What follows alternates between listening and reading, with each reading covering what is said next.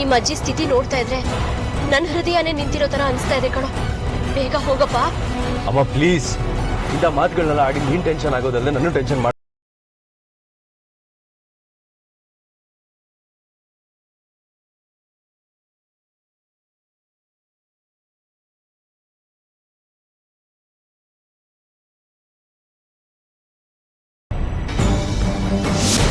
ನನ್ಗೇನಾಗಿದೆ? ನಾಗಿಣಿ ನಿಮಗೆ ಕಚ್ಚಿಲ್ಲೋ, ಅದಕ್ಕೆ ಕಾನ್ಶಿಯಸ್ ಆಗಿದೆ. ಹೌದಾ? ಅತ್ತೆಮ್ಮ ಏನ್ ಯೋಚನೆ ಮಾಡ್ತಾ ಇದ್ದೀರಾ?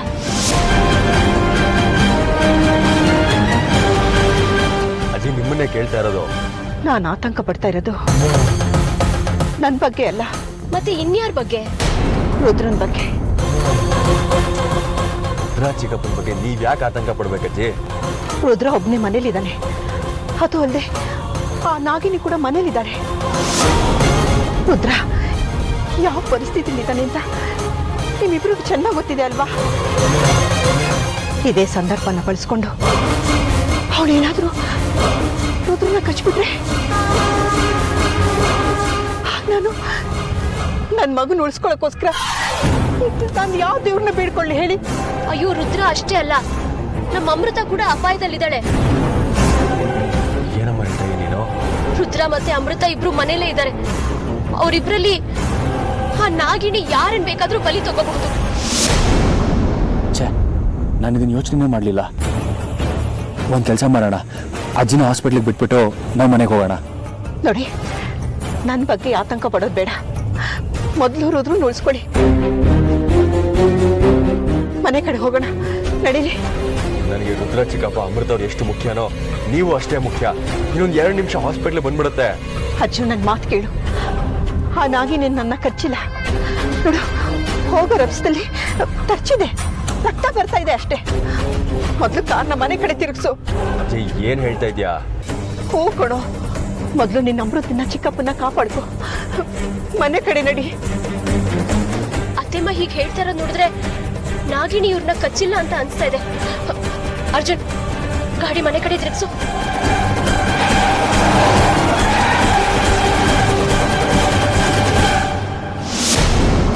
ವಿಶ್ವದ ಅತ್ಯಮೂಲ್ಯವಾದ ಶಕ್ತಿನೇ ನನ್ನ ಹತ್ರ ಇದ್ಮೇಲೆ ನಾನು ಯಾರಿಗಾಗಿ ಯಾಕೆ ಹೆದರ್ಬೇಕೋ, ಯಾರಿಗೋಸ್ಕರ ಯಾಕೆ ತಲೆ ಬಾಗ್ಬೇಕೋ ಹೇಳೋ?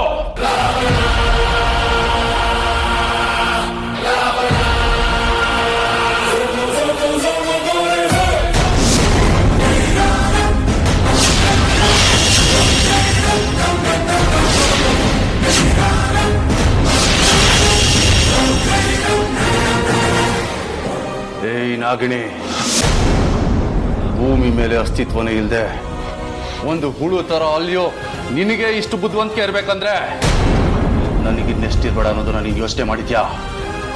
ಒಂದು ಹೇಳ್ತೀನಿ ಕೇಳಿಸ್ಕೋ, ನೀನಲ್ಲ ಆ ಆದಿಶೇಷ ಬಂದ್ರು ನಾಗಮಣಿನ ನನ್ನಿಂದ ಪಡ್ಕೊಳ್ಳೋದಕ್ಕೆ ಸಾಧ್ಯ ಇಲ್ಲ. ನೀನು ಹುಳು ಮಾನವ, ನಾಗಮಣಿ ನನ್ನಿಂದ ಕಿತ್ಕೊಳ್ಳೋದಕ್ಕೆ ಆದಿಶೇಷ ಬೇಕಾಗಿಲ್ಲ, ನಾನೇ ಸಾಕು. ಅದು ನಿನ್ನ ಭ್ರಮೆ. ನೀನು ನಾಗಮಣಿನ ಪಡೆಯೋಕೆ ಯಾವ ರೂಪದಲ್ಲಿ ಬೇಕಾದ್ರೂ ಬರ್ತೀಯ ಅಂತ ನನಗೆ ಚೆನ್ನಾಗಿ ಗೊತ್ತಿತ್ತು. ಅದಕ್ಕೆ ನಿನ್ನ ತಂತ್ರಕ್ಕೆ ಪ್ರತಿತಂತ್ರ ರೂಪಿಸಿ ನಿನ್ನ ಸಮಾಧಿ ಕಟ್ಟೋದಕ್ಕೆ ನಾನು ಸಿದ್ಧವಾಗಿದ್ದೀನಿ. ನನ್ನ ಸಮಾಧಿ ಅಷ್ಟು ಸುಲಭ ಅಲ್ಲ. ಕೆಲವರಿಗೆ ತಿರುಕನ ಕನಸು ಅಂತ ಗೊತ್ತಿದ್ರು ಅದನ್ನ ಸಂಭ್ರಮಿಸ್ತಾ ಇರ್ತಾರೆ. ಹೌದು, ನಂದು ತಿರ್ಕನ್ ಕನ್ಸೆ. ನಾನು ಪ್ರಯತ್ನ ಪಟ್ಟಾಗ್ಲೆಲ್ಲ ನೀನು ತಪ್ಪಿಸ್ಕೊಂಡಿದ್ಯಾ, ಆದ್ರೆ ಈ ಸಲ ತಪ್ಪಿಸ್ಕೊಳ್ಳೋದಕ್ಕೆ ಸಾಧ್ಯನೇ ಇಲ್ಲ.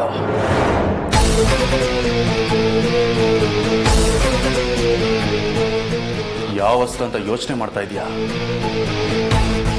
ನಾಗಾಸ್ತ್ರ ಪ್ರಯೋಗಿಸ್ತೇನೆ.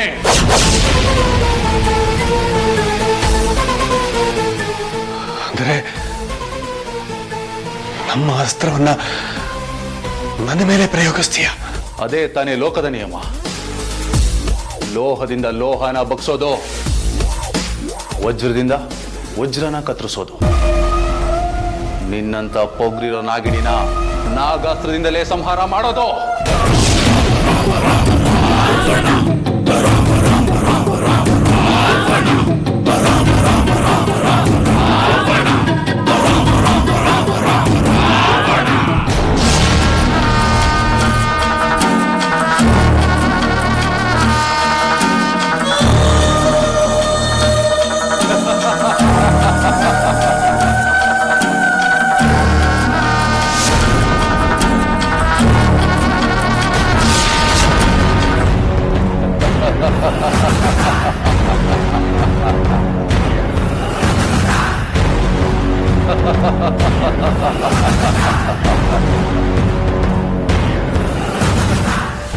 ನಾಗಾಸ್ತ್ರ ಯಾವುದನ್ನು ಗೊಂದಲದಲ್ಲಿದ್ದೆ ಅಲ್ವಾ ನೀನು? ಇದೇ ನಾಗಾಸ್ತ್ರ. ಇದರಿಂದ ಅದು ಹೇಗೆ ತಪ್ಪಿಸ್ಕೊಳ್ತೀಯೋ ನಾನು ನೋಡ್ತೀನಿ. ಇದು ಜೀವದಾಯಕನೂ ಹೌದು, ಜೀವಕ್ಕೆ ಮಾರಕನೂ ಹೌದು. ಅಯ್ಯೋ, ನಾಗಮಣಿ ಶಕ್ತಿನ ನನ್ನ ಮೇಲೆ ಪ್ರಯೋಗ ಮಾಡಿದ್ರೆ ನಾನು ಎಲ್ಲೇ ಹೋದ್ರೂ ಸಹ ತಪ್ಪಿಸ್ಕೊಳ್ಳೋದಕ್ಕಾಗೋದಿಲ್ಲ. ಏನ್ ಮಾಡ್ಲಿ ಈಗ? ಯಾಕೆ ಸುಮ್ಮನಾಗೋದೆ? ಸಾಕ್ಷಾತ್ ಸಾವನ್ ಕಂಡಾಗಾಯ್ತಾ? ಅಥವಾ ನಾನೇ ಯಮನ್ ಸ್ವರೂಪದಲ್ಲಿ ಕಾಣಿಸ್ತಾ ಇದ್ದೀನ? ಮಾತಾಡು. ನಾಗಮಣಿ ನನ್ನ ಕಣ್ಣು ಮುಂದೆನೇ ಇದ್ರು ಸಹ ಅದನ್ನ ವಶಪಡಿಸ್ಕೊಳ್ಳೋದಕ್ಕೆ ಆಗ್ತಾ ಇಲ್ಲ. ಎಂತ ಪರಿಸ್ಥಿತಿಗೆ ತಂದಿಟ್ಬಿಟ್ಟೆ ಪರಮೇಶ್ವರ ನನ್ನ. ನೀನು ಪೂಜೆ ಮಾಡ್ತಾ ಇದ್ದ ನಾಗಮಣಿ ಇವತ್ತು ನಿನ್ನ ಪಾಲಿಗೆ ಯಮಪಾಶ ಆಗಿದೆ. ಹೇಗಿದೆ ನನ್ನ ಚಕ್ರವ್ಯೂಹ?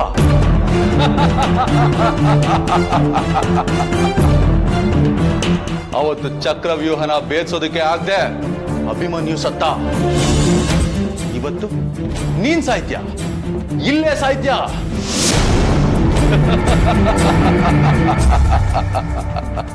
ನಮ್ಮಣ್ಣನ ರೂಪದಲ್ಲಿ ನಿನ್ನನ್ನು ಕೊಲ್ಲೋದಕ್ಕೆ ಇಷ್ಟ ಇಲ್ಲ. ಬಾ ನಿನ್ನ ನಿಜ ರೂಪಕ್ಕೆ. ಬಾ ಬಾ ನಾಗಿಣಿ, ಬಾ.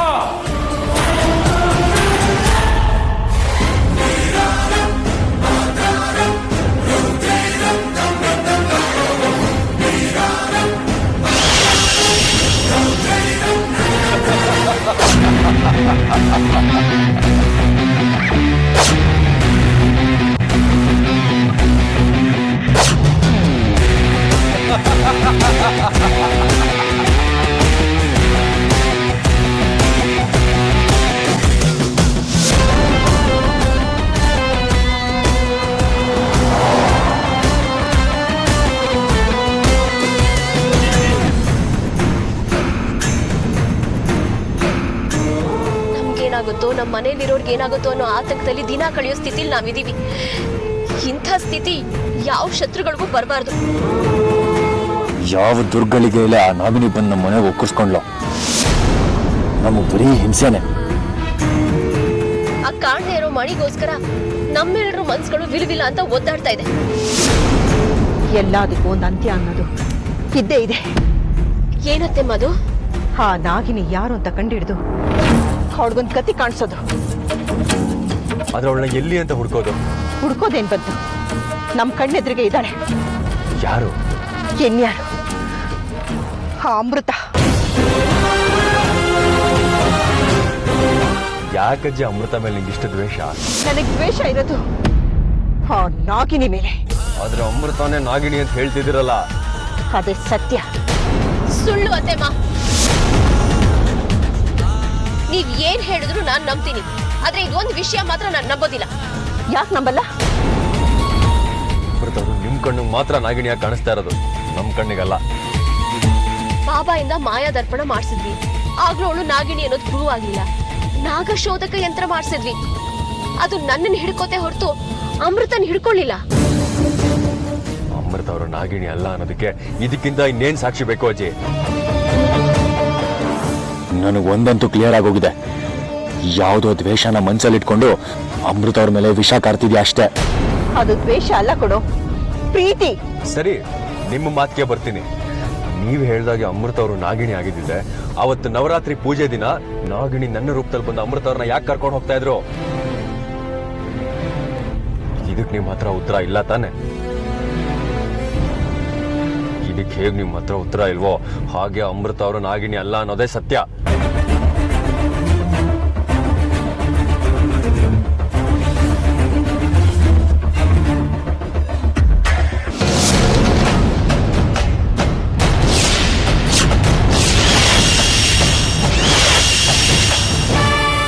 ಇದೇನಿದು? ನಮ್ಮನ್ನ ಕಾಪಾಡುವ ನಾಗಮಣಿನೇ ನನ್ನನ್ನ ಕೊಲ್ಲೋದಕ್ಕೆ ನಿಂತಿದೆ. ಎಂದು ರಕ್ಷಣೆಗೆ ಅಂತ ನಾನು ಯಾರ ಬಳಿ ಹೋಗ್ಲಿ?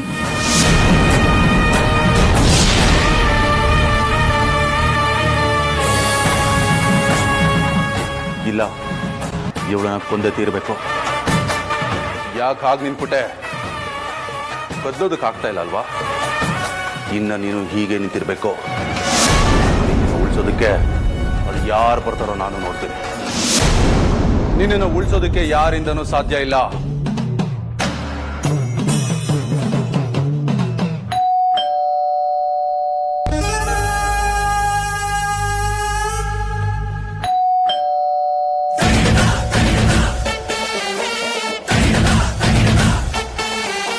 ಹೋ, ನಿನ್ನನ್ನ ರಕ್ಷಣೆ ಮಾಡೋಕ್ಕೆ ಬೇರೆ ಯಾರನ್ನೋ ಬರೋದಕ್ಕೆ ಹೇಳಿದ್ಯಾ ಅನ್ಸತ್ತೆ. ಮೊದಲು ಅವ್ರನ್ನ ಮುಗಿಸಿ ಆಮೇಲೆ ನಿನ್ನ ಮುಗಿಸ್ತೇನೆ. ಅಲ್ಲಿವರೆಗೂ ನೀನು ಆರಾಮಾಗಿರು. ಹೋಗೋ, ನಿನ್ನ ಜೊತೆ ಅವರನ್ನು ಕೊಂದಾಕ್ತೀನಿ. ಏನೇ ಪ್ರಯತ್ನ ಪಟ್ಟರು ಸಹ ನಾಗಮಣಿನ ನನ್ನಿಂದ ಪಡ್ಕೊಳ್ಳೋದಕ್ಕೆ ಸಾಧ್ಯ ಇಲ್ಲ. ನಿನಗೆ ನಿನ್ನ ಜೀವದ ಮೇಲೆ ಆಸೆ ಇದ್ರೆ ನಾಗಮಣಿ ಬಗ್ಗೆ ಯೋಚನೆ ಮಾಡೋದನ್ನ ಬಿಟ್ಟು ನಿನ್ನ ನಾಗಲೋಕಕ್ಕೆ ಹೋಗಿ ಸೇರ್ಕೋ. ಅದು ನಿನ್ನ ಸ್ವಂತ ಆಸ್ತಿ ಅನ್ನೋ ಹಾಗೆ ಮಾತಾಡ್ಬೇಡ. ಅದು ನನ್ನ ಸ್ವಂತ ಆಸ್ತಿನೋ ಇಲ್ವೋ ಅನ್ನೋದು ಇನ್ನು ಸ್ವಲ್ಪ ಹೊತ್ತಲ್ಲಿ ನಿನಗೆ ಗೊತ್ತಾಗುತ್ತೆ.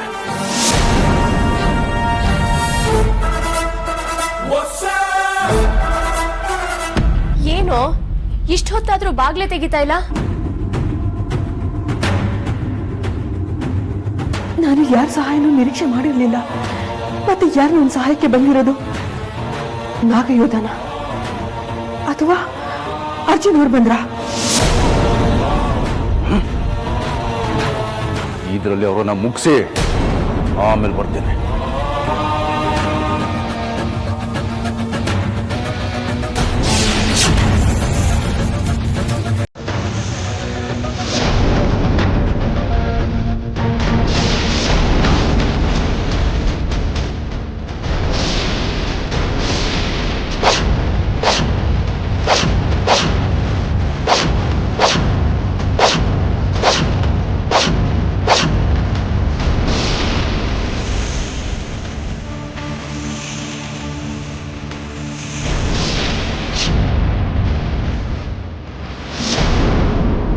ಚಿಕ್ಕಪ್ಪ, ಏನಾಗಿದೆ ನಿಮ್ಗೆ? ಯಾಕೆ ಬೇಗ ಮಾಡ್ತಾ ಇದ್ದೀರಾ? ಅದು ನಿನ್ನೆ ಕೇಳ್ತಾ ಇರೋದು ಏನಾಯ್ತು ಅಂತ ಹೇಳು. ಅದು ನಾಗಿಣಿ ಬಂದಿದ್ಲು.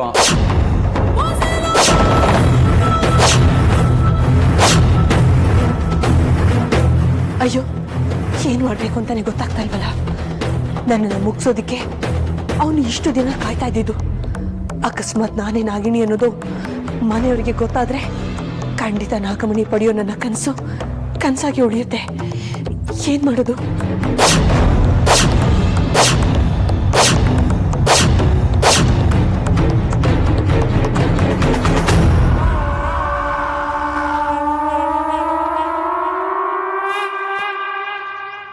ಪರಮೇಶ್ವರ, ನೀನೇ ನನಗೆ ದಾರಿ ತೋರಿಸ್ಬೇಕು.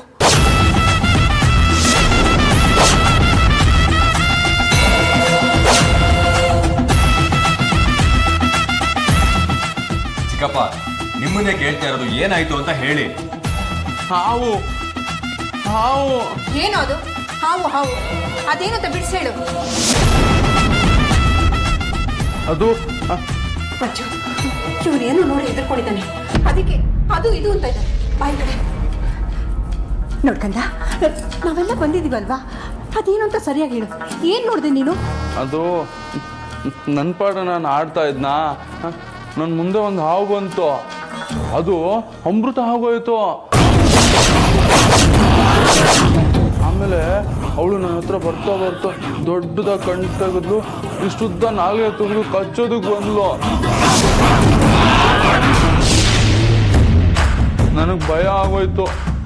ಅದಕ್ಕೆ ನನ್ನ ಕೋಲ್ ತಗೊಂಡು ಹೊಡೆಯಕ್ಕೆ ಹೋದೆ. ಅಷ್ಟರಲ್ಲಿ ನೀವು ಬಂದು ಬಾಗಿಲು ತಟ್ಟೋದ್ರಿ. ನೀವು ಅಂತ ಗೊತ್ತಾಗದೆ ನಾನು ನಿಮ್ಗೆ ಹೊಡೆಯಕ್ಕೆ ಬಂದೆ. ನೋಡಿದ್ರ ನೋಡಿದ್ರ ಈಗ್ಲಾದ್ರೂ ಗೊತ್ತಾಯ್ತಾ? ಹಾ, ಅಮೃತನೇ ನಾಗಿನಿ. ಅಜ್ಜಿ, ನೀನ್ ಯಾವ್ದ್ಯಾವ್ದಕ್ಕೋ ಏನೇನೋ ಸಂಬಂಧ ಕಟ್ಟಿ ಮಾತಾಡ್ಬೇಡ.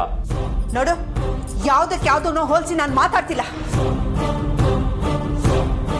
ರುದ್ರನೇ ಹೇಳ್ತಾ ಇದ್ದಾನಲ್ಲ, ಇದಕ್ಕಿಂತ ಸಾಕ್ಷಿ ಬೇಕೇನೋ? ಅತ್ತೆಮ್ಮ, ರುದ್ರ ಯಾವ ಸ್ಥಿತಿಲಿದ್ದಾನೆ ಅಂತ ನಮ್ಗೆಲ್ಲ ಗೊತ್ತು.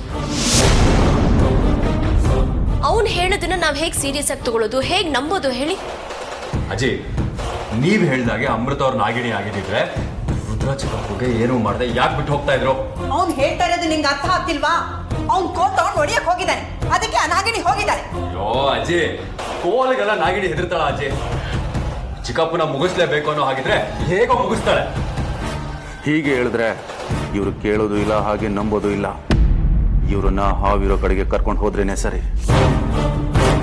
ಈ ರುದ್ರನಿಂದ ಹೇಗೆ ತಪ್ಪಿಸ್ಕೊಳ್ಳೋದು ಅಂತ ನನಗೆ ಗೊತ್ತಾಗ್ತಾ ಇಲ್ಲ. ಯಾಕೆಂದ್ರೆ ನಾಗಮಣಿ ಅವನ ವಶದಲ್ಲಿ ಇರೋದ್ರಿಂದ ಅವನಿಗೆ ಅನುಕೂಲ ಆಗ್ತಾ ಇದೆ. ನಾಗಮಣಿ ಶಕ್ತಿ ಮುಂದೆ ನನ್ನ ಶಕ್ತಿ ಏನೂ ಅಲ್ಲ. ಅರ್ಜುನ್ ಬಾಯಲ್ಲಿ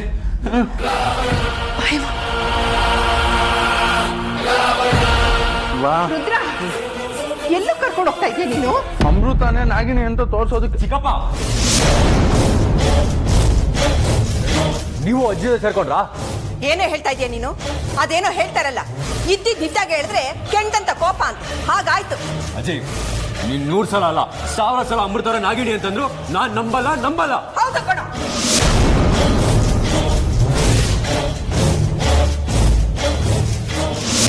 ಅದು ತುಂಬ ಅವಳ ತುಂಬಿಕೊಂಡಿದ್ರೆ ಯಾರು ಏನ್ ಹೇಳಿದ್ರು ಕೇಳಿದ್ರು ನಿನ್ ಕಾಣಿಸೋದು ಇಲ್ಲ, ಕೇಳಿಸೋದು ಇಲ್ಲ ಅಲ್ವಾ? ಆ ರುದ್ರನಿಗೆ ಎರಡೇ ಬೇಕಾಗಿರೋದು. ಒಂದು ನನ್ನ ಸಾವು, ಇಲ್ಲ ಅಂದ್ರೆ ನಾನೇ ನಾಗಿಣಿ ಅಂತ ಮನೆಯವ್ರ ಮುಂದೆ ತೋರಿಸ್ಕೊಡೋದು. ಇದು ಆ ತ್ರಿವೇಣಿ ಆಸೆ ಕೂಡ.